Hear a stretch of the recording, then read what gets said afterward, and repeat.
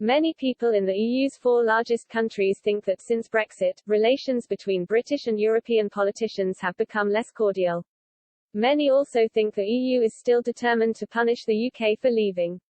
The findings in an exclusive survey for Euronews by Redfield and Wilton Strategies reflect the strained relations between the two sides, despite a comprehensive trade agreement struck in December last year. People in France, Germany, Italy and Spain were asked whether they thought the behavior of British politicians towards the EU and its members had become more or less cordial, or had not changed after Brexit. Across the four nations, more people replied less cordial than those who gave another answer, 51% in Spain, 43% in Italy, 39% in Germany and 37% in France. The Euronews survey also finds that many people in the four EU countries agreed with the statement, the European Union wants to punish the United Kingdom for leaving. In three nations, more people, in Italy 35%, Spain 34%, France 33%, thought this was the case than those who disagreed. In an exclusive interview with Express.co.uk, Italian MEP Antonio Maria Rinaldi seemed to agree with the statement. He also went a step further, accusing Brussels of still wrongly interfering with Britain and treating it as one of its provinces. He said, the EU knows perfectly well that if the UK's withdrawal was easy, all the other member states would have followed suit in a heartbeat. They are trying to make every single thing complicated so other countries understand that they should never take this path.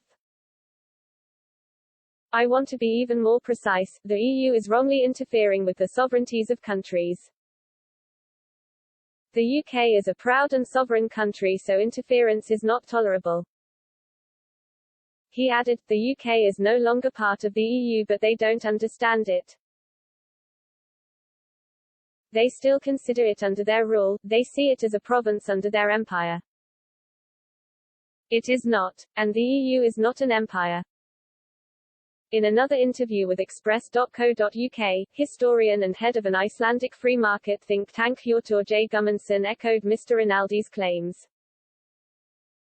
He said, obviously the EU wants to punish Brexit. Brussels is always thinking about politics.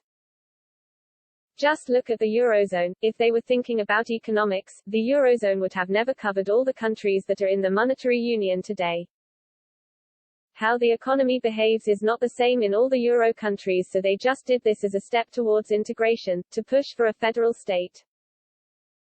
Mr. Gummundsson added, I can say this, if the leaders of the EU are so convinced that their club is a desirable one and the British are making a huge mistake, then why should they make life difficult for Britain? Why shouldn't they help them? Knowing that in a few years Britain would recognise its mistake and come back asking for membership again? The EU would be in a much stronger position to ask for certain things and ask them to adopt the euro, for example. He concluded, why are they trying to make an example of Britain for other EU members?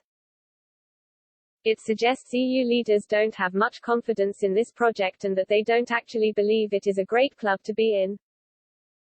According to political journalist James Forsyth, though, in some areas, the EU is going beyond what is required by its own rules to make life more difficult for Brexit Britain. He wrote for The Spectator, the EU is clearly within its rights to treat Britain as a third country, as that is, after all, the reality of the new UK-EU relationship. But in some areas the EU is going beyond what is required by its own rules, making, for example, the export of bivalve mollusks such as oysters and mussels more difficult than it needs to be. Mr. Forsyth claimed one of those involved in discussions with the EU about this issue reportedly complained that they're going out of their way to make a point, and that their motivation is how do we prove that Brexit is a mistake. Moreover, one experienced government Brexit hand reportedly described it as an act of petty vengeance.